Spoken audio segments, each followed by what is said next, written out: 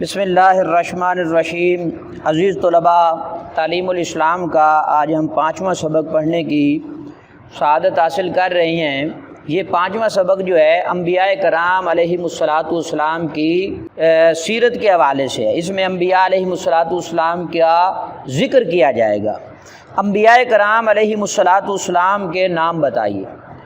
سب انبیاء کرام علیہم الصلاۃ والسلام کے نام تو معلوم نہیں ہیں، ہاں جن کا ذکر قرآن کریم کے اندر ہے ان کے نام چند نام ہم ذکر کریں گے۔ وہ تقریباً 25 سے 26 انبیاء علیہم الصلاۃ والسلام ہیں جن کا ذکر جو ہے نام کے ساتھ قرآن پاک میں کیا گیا ہے۔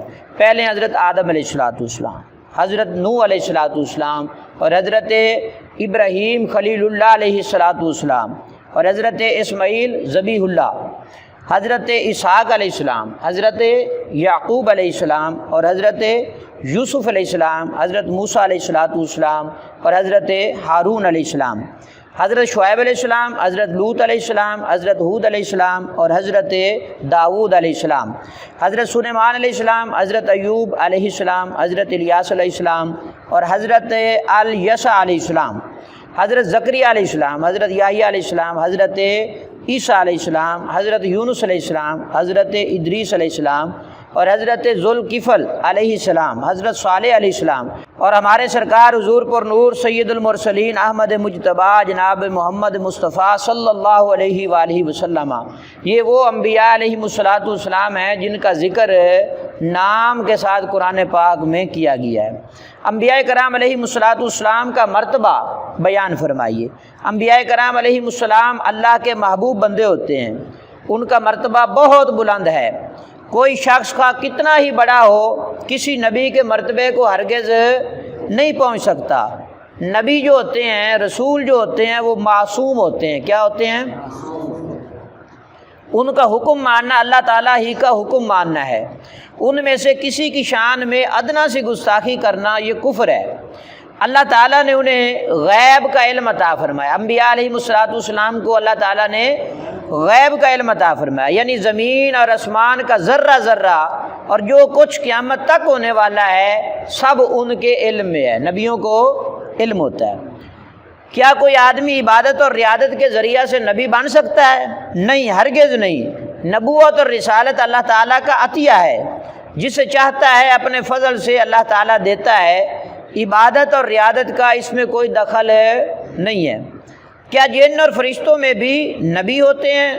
نہیں، نبی صرف انسانوں میں سے ہوتے ہیں، اور مرد نبی ہوتا ہے، عورت نبی نہیں ہوتی۔ معصوم کسے کہتے ہیں؟ جو اللہ تعالیٰ کی حفاظت میں ہو اور اس وجہ سے گناہ اس سے ناممکن ہو، گناہ اس سے ناممکن ہو۔ کیا انبیاء کرام علیہم الصلاۃ والسلام کے علاوہ اور بھی کوئی معصوم ہوتا ہے؟ ہاں جی ہاں، فرشتے بھی معصوم ہوتے ہیں، فرشتے بھی، اور ان دو کے علاوہ کوئی تیسرا معصوم نہیں ہوتا۔ نبی اور رسول اور فرشتوں کے علاوہ کوئی تیسرا معصوم نہیں ہوتا۔ کیا امام اور ولی بھی معصوم ہوتا ہے؟ جیسا روافض کا نظریہ ہے، وہ اماموں کو معصوم سمجھتے ہیں، یہ نظریہ قرآن اور حدیث کے خلاف ہے۔ نہیں، انبیاء کرام علیہم الصلاۃ والسلام اور فرشتوں کے سوا کوئی بھی معصوم نہیں ہوتا۔ ہاں، اولیاء کاملین بزرگان دین رحمت اللہ تعالی علیہم کو اللہ تعالیٰ نے اپنے کرم سے گناہوں سے بچا رکھا ہے۔ اللہ تعالیٰ انہیں گناہوں سے بچاتا ہے، مگر معصوم صرف انبیاء اور فرشتے ہوتے ہیں۔ ٹھیک ہے۔ امتی کو مرتبے میں کسی نبی سے افضل یا برابر بتانا یہ کیسا ہے؟ امتی کو کسی نبی سے افضل یا برابر بتانا یہ کفر ہے۔ کیا ہے؟ بندہ کافر ہو جاتا ہے۔ کیا امتی عمل میں اپنے نبی سے بڑھ سکتا ہے؟ نہیں، ہرگز نہیں ایسا ہو سکتا۔ کوئی بھی امتی اپنے نبی سے عمل میں نہیں بڑھ سکتا۔ اگر کوئی یہ نظریہ رکھتا ہے تو وہ گمراہ ہے۔ ٹھیک ہے۔ کیا انبیاء کرام علیہم الصلاۃ والسلام زندہ ہیں؟ بے شک سب انبیاء کرام علیہم الصلاۃ والسلام زندہ ہیں، اپنے مزاروں میں زندہ ہیں، اللہ تعالیٰ کی طرف سے انہیں روزی دی جاتی ہے۔ اس پر کیا دلیل ہے کہ انبیاء کرام علیہم السلام اپنے مزاروں میں زندہ ہیں؟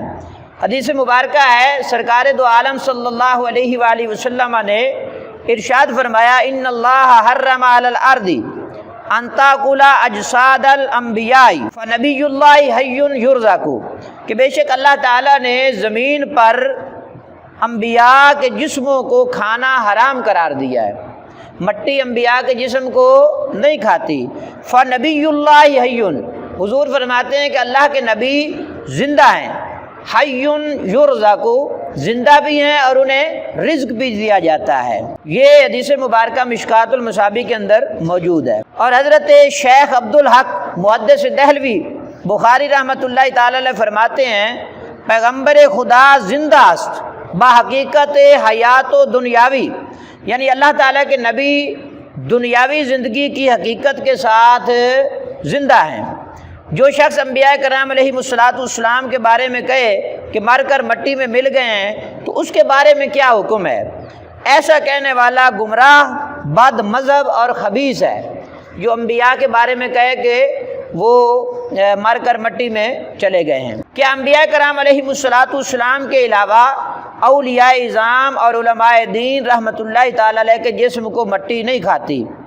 ہاں، انبیاء کرام علیہ السلام کے علاوہ اولیاء اعظام، علماء دین رحمۃ اللہ علیہم، شہداء اسلام، حافظ قرآن، جو کہ قرآن مجید پر عمل کرتا ہو، اور وہ شخص جو اللہ تعالیٰ اور رسول کریم صلی اللہ علیہ وآلہ وسلم سے انتہا درجے کی محبت رکھتا ہو، اور وہ جسم کہ جس نے کبھی گناہ نہ کیا ہو، اور وہ شخص کہ جو اکثر درود شریف حضور کی ذات پہ پڑھتا ہو، ان سب کے جسموں کو بھی مٹی نہیں کھاتی۔ مٹی جو ہے ان کے جسموں کو نہیں کھاتی۔ عزیز طلباء، ہم نے تعلیم الاسلام کا 5واں سبق مکمل پڑھ لیا ہے۔ اللہ تعالیٰ آپ سب کو علم نافع عطا فرمائے۔